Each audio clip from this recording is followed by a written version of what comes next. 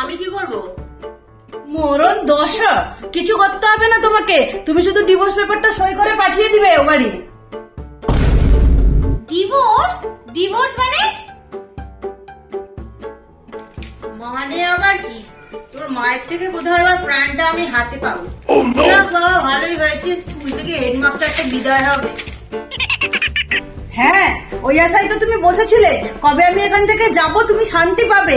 না না, তোমাকে শান্তি দিয়েই গেলাম, তুমি যা ইচ্ছে করো গে, আমারও তোমার সংসারে খাটার কোনো ইচ্ছে নেই। 25 বছর খেটেছি, তার বদলে তুমি আমাকে এই প্রতিদান দিচ্ছ। আরে মহা মুশকিল তো, কি হয়েছে নাকি সেটা তো বলো। আর এই বয়সে কেউ ডিভোর্স করে, লোকে কি বলবে তোমাদেরকে? লোকে ছি করুক, পাড়ার লোকেও জানুক তোর বাবার চরিত্র কিরকম। এরকম কপাল পূর্বে এই বয়সে এসে আমি কি কোনোদিন কল্পনা করেছিলাম?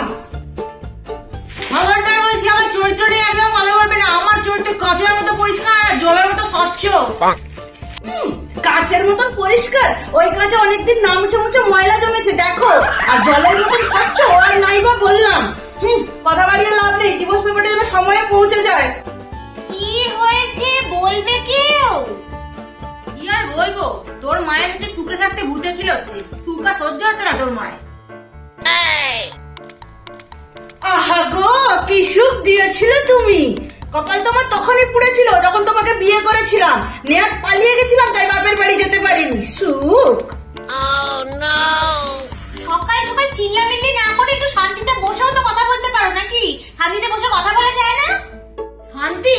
শান্তিটা আবার কি জিনিস, সেটা কি হয় সে তো আমি ভুলেই গেছি। 25 বছর আগে যখন তোমাকে বিয়ে করে নিয়ে এসেছিলাম, আমার জীবন থেকে শান্তিটাই তো চলে গেছে। শান্তি? শান্তিতে যদি পেপার পড়বো তার শান্তিটা আবার কি? সত্যি কথা,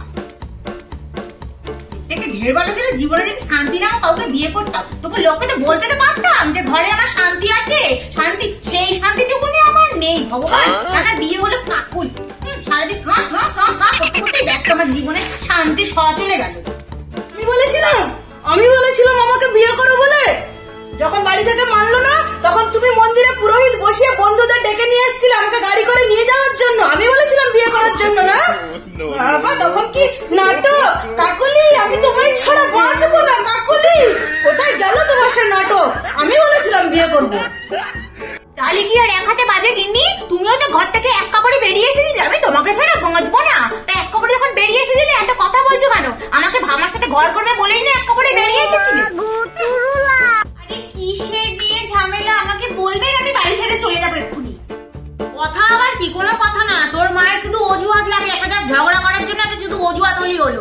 কিছু একটা অজুহাত পেলো কি একবার ঝগড়া করার জন্য কুরুক্ষেত্রে বাজিয়ে দিল একদম।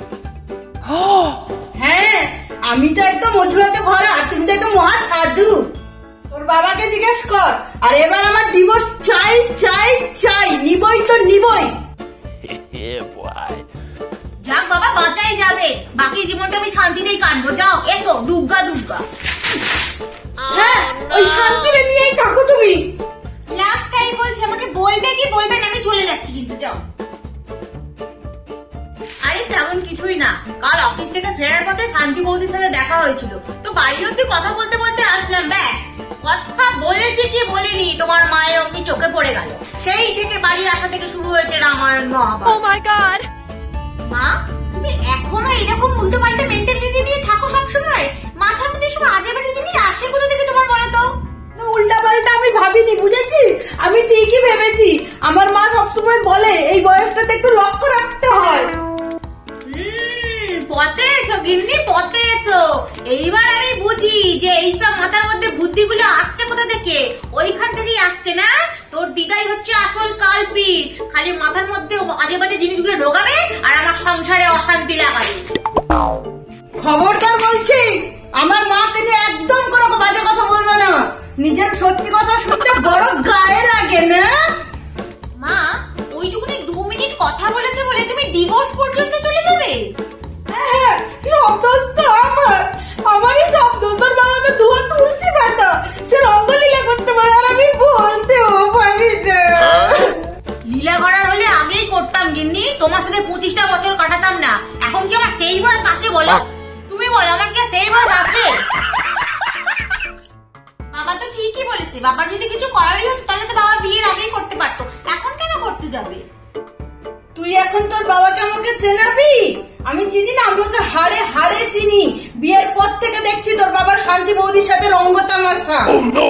তেরি গায়ে মহাজানায় বললাম তো, কালকে বৌদির একটা প্রবলেম পড়েছিল তাই আমি গেছি। তা দেওর বৌদির সাথে কি কথাও বলতে পারবে না নাকি? হ্যাঁ, আজ তুমি গেছিলে, কাল ও আসবে, পরশু ওর ঘরে তুমি নিয়ে চলে আসবে, তোমার ঘরে এনে তুমি রাখবে। এই করো, আমাকে ডিভোর্স দাও, আমি বাঁচি। তুমি ঘরে রাখো, চাই বেডরুমে রাখো, আমার জানার দরকার নেই। হ্যাঁ তুমি যাও, আমি কালই শান্তি বৌদিকে বাড়িতে নিয়ে আসবো। খবর বাড়ির বাইরে পা রেখেছো, ঠ্যাং খোড়া করে দিব আমি তোমার। তাই বাবা মা সব ফেলেছিলাম। গিন্নি না গিন্নি, এই জীবনে আর তোমায় ছাড়া কোথায় যাবো গিন্নি? আমার জীবনে যদি প্রথম প্রেম হয়ে থাকে সেটা হলো তুমি। মন খারাপ করো না গিন্নি, মন খারাপ করো না।